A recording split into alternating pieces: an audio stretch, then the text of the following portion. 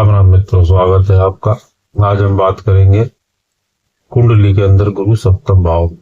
गुरु सप्तम भाव में, सप्तम भाव हमारा विवाह, जीवन साथी, दाम्पत्य सुख और साझेदारी और व्यापारिक संबंध और समाज में हमारी छवि को दर्शाता है।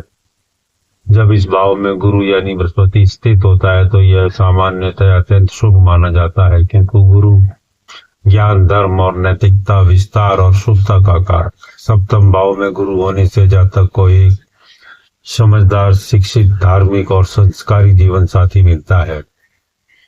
जीवन साथी का स्वभाव सहयोगी, सहनशील और मार्गदर्शक होता है, जिससे वैवाहिक जीवन में स्थिरता और संतुलन बना रहता है। ऐसे व्यक्ति का विवाह के बाद भाग्य खुलता है और जीवन में उन्नति के नए अवसर प्राप्त होते हैं।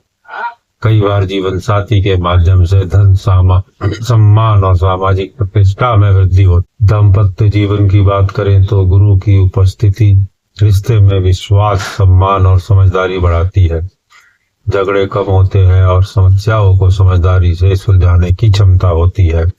पति पत्नी के बीच एक आध्यात्मिक या वैचारिक जुड़ाव भी देखने को मिलता है, जिसके कारण रिश्ता केवल भौतिक नहीं बल्कि मानसिक और भावनात्मक स्तर पर भी मजबूत। स्थिति लाभकारी होती है, चाहे व्यापार हो या कोई अन्य सहयोग।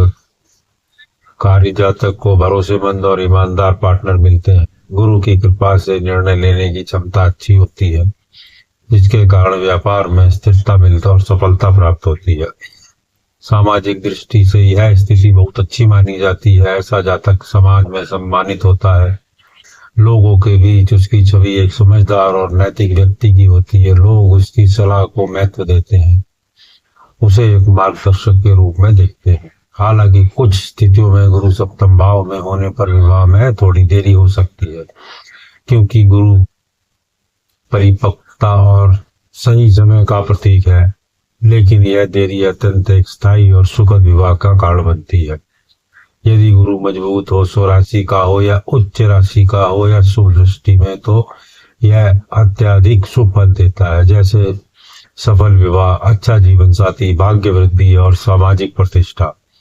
लेकिन यदि गुरु कमजोर हो, नीच राशि में हो या पाप ग्रहों से पीड़ित हो, शनि, राहु, केतु से और मंगल से प्रभाव में हो, तो इसके परिणाम कुछ हद तक नेगेटिव भी प्राप्त होते हैं। ऐसे में विवाह जीवन में मतभेद, अपेक्षाओं का टकराव, जीवन साथी के स्वास्थ्य में समस्या या साझेदारी से धोखे की स्थिति बनती है।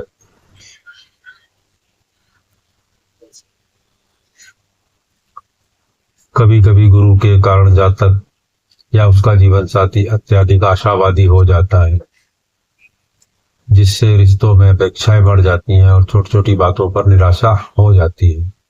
आध्यात्मिक रूप से यह स्थिति बहुत अच्छी होती है। जातक और उसका जीवन साथी दोनों ही धर्म, ज्ञान और नैतिकता की ओर झुकाव रखते हैं। जीवन में सही और गलत की समझ मजबूत होती है और दूसरों की मदद करने की भावना भी रहती है। समग्र रूप से निष्कर्ष यह है कि सप्तम भाव में गुरु का अत्यंत शुभ स्थिति है तो विवाह, साझेदारी और सामाजिक जीवन मजबूत होता है। यदि गुरु शुभ और बलवान है तो जातक का जीवन साथी के माध्यम से सुख, समृद्धि और भाग्य में वृद्धि होती है, और गुरु कमजोर है तो इसमें परेशानियां भी उठानी पड़ती हैं। फिर मिलेंगे कल। अच्छा लगा हो तो लाइक करें, कमेंट करें। जय श्री राम, जय माता।